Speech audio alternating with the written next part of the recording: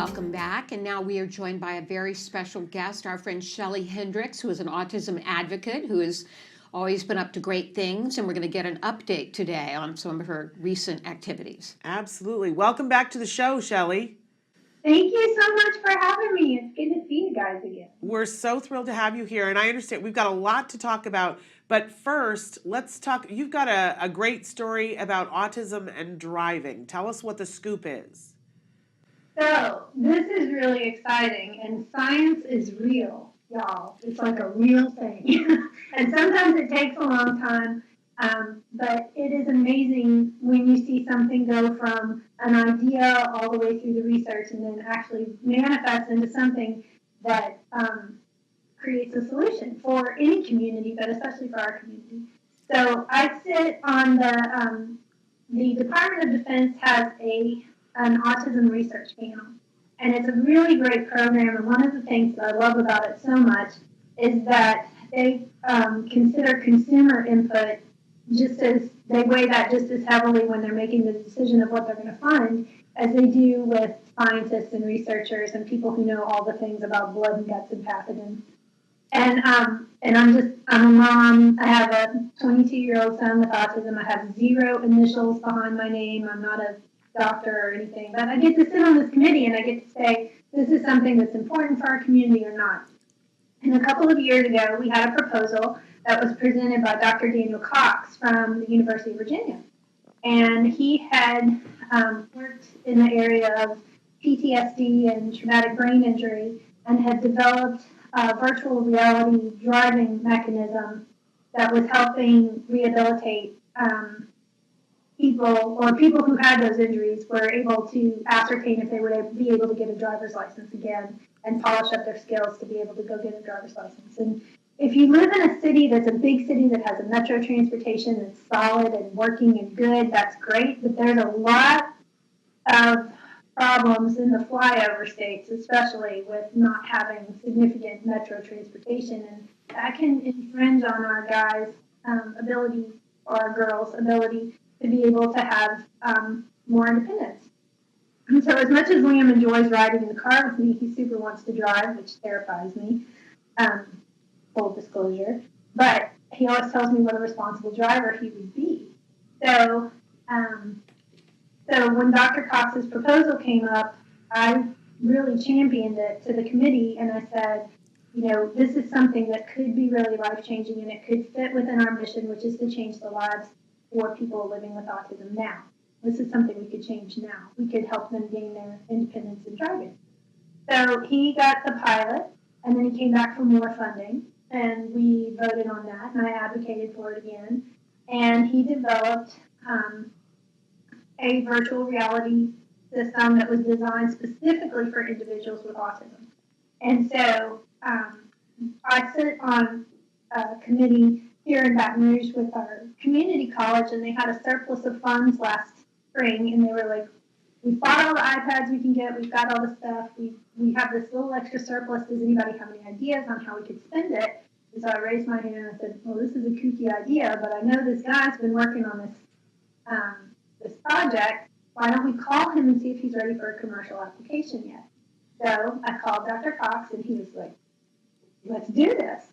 So they flew up there and they checked out the machine and the equipment, and they purchased it on the spot and brought it back to Baton Rouge. And now Baton Rouge is the first place in the country that has this technology with a commercial application through Baton Rouge Community College, which will be able to provide the individuals with autism within the Baton Rouge metropolitan area an opportunity to come in and ascertain their driving skills and be able to help them polish up those skills. And then once they get it set through the virtual reality driving system, which kind of involves eye tracking, it's a good way to put all the eye tracking studies to good use, because you need to know where your eyes are when you're driving. Yeah. And then they move to an in vivo program where they will actually be doing driving on the road with a goal to help these kids be able to get their licenses and be able to go to work independently or go to Target because they want to go get something or go visit with their friends or other family members. So it's kind of cool. I It's love great. this. They're absolutely great. And I love that you're playing a role in these things. And that I've always said, Shelley, you're the person I want at the table because you know things that other people don't know. So what an amazing thing that you were able to link that together. But you've been able to link a lot of different things together. We want to shift now to talk about the in your home city of Baton Rouge. You guys have been able to strategically put together a plan for autism. Talk to us a little bit about what that plan entails. We did. We have, here in Baton Rouge, we have an organization called the Baton Rouge Area Foundation, and they're a great community, kind of civic engaged organization. And they kept hearing about autism, and they have some people who really approached them and said, we've got to figure out a plan here. We've got to figure out a plan. And y'all know I like to stick my fingers in autism pies. And so an opportunity came up for me to be able to help contribute to that plan and point them, I traveled a lot of places, especially when working for Autism Speak, so I got to go see a lot of good things, and I was like, maybe you should check out this program there, look at this here, let's take a look at that. And our goal was to try to assemble the pieces of the puzzle, right? Everybody's got their little puzzle piece, but assembling them is when you get to really see a picture. And our goal was to put together a strategic plan in a bunch of different areas, whether it was within the medical community or the research community or education or services, and adult issues, to try to find a number of different things that we could work on over the next 5 years that would just enhance the lives for those living with autism here. And what we found was, as the study progressed and more of these conversations happened, the community kind of came out of their silos a little bit more. And now all of a sudden the behavioral people are talking to the medical research people, or they're talking to the hospital, or they're talking to the adult services people and the housing people, and other people are starting to get involved in the projects because we're reaching out for other resources. And what we found is all that cross-pollination and that cross-collaboration has really exploded with some really cool and exciting ideas that have helped us. One of the projects that we're working on here is to create a match.com between prospective employers and individuals living with autism so that we can match up skill sets and interests with employers that are willing to take a risk. So if we have a kid, like for example, Liam wants to be a baker. My son wants to be a baker. He has zero interest in chopping up an onion or a pepper. He doesn't want to know mushrooms exist. But he super loves butter, sugar, flour, all of that.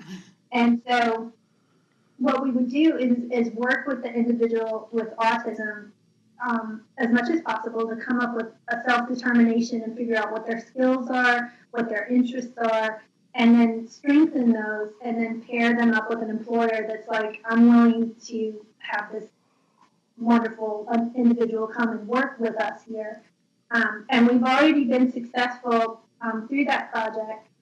There's another entity here in town called Gateway Transition Center that's done a great job of already getting people raised up, getting them trained, finding employers that'll work, and placing the kids in employment with those employers. So that we're it's all kind of homegrown, and we're not doing anything super fancy. And there's not this big mega budget that's come in and landed anywhere.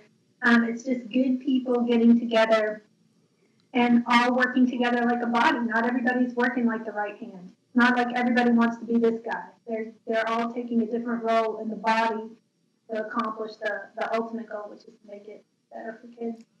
Okay. So it's in existence right now, this program? Yes.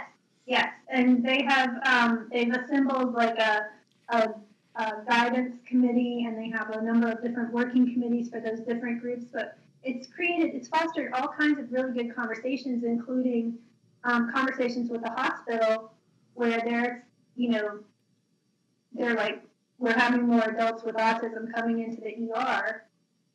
We need to learn how to better make that a better experience, not only for them, but for their families.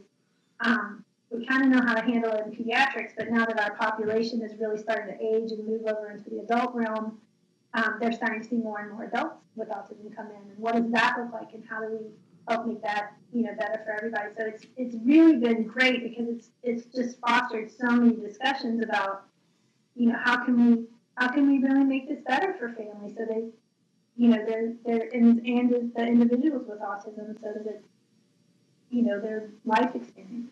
Right. And it makes a difference. And you make a difference always, Shelley. In fact, you've made such a difference that there is a new place in Baton Rouge that is named after you. Talk to us a little bit about the Shelley Hendrix Autism Center.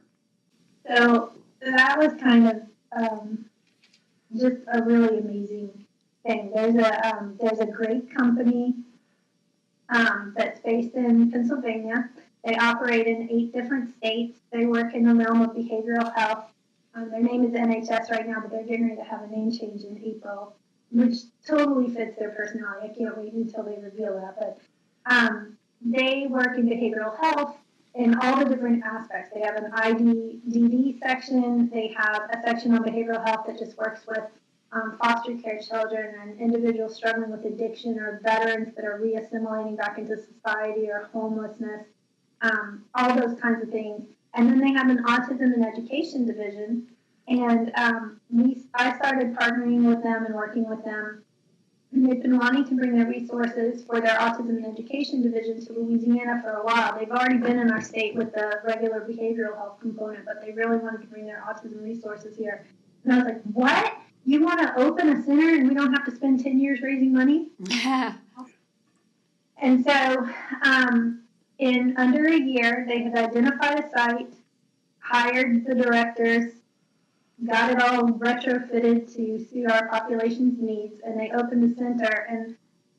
And then when we had the ribbon cutting ceremony, I didn't know that they had done this, but they decided to name it after me, which was a huge, huge honor and giant responsibility. And well deserved. What an honor. Yeah. But it was really an awesome, kind of amazing sort of moment, not only for our community, but it was a very special thing. So what does the center offer? What is its purpose right now? The center has a bunch of different programs, and their goal is they focus in on behavioral health treatment, but their goal is whole person care, and they really kind of look at that from a bunch of different perspectives. And along the continuum, autism, not advice, ready to go by 6 years old. Sometimes it goes past that.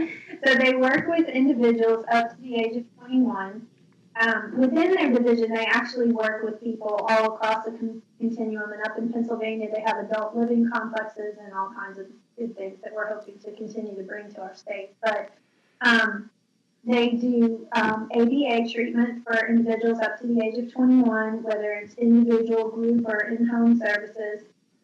Occupational therapy and speech therapy.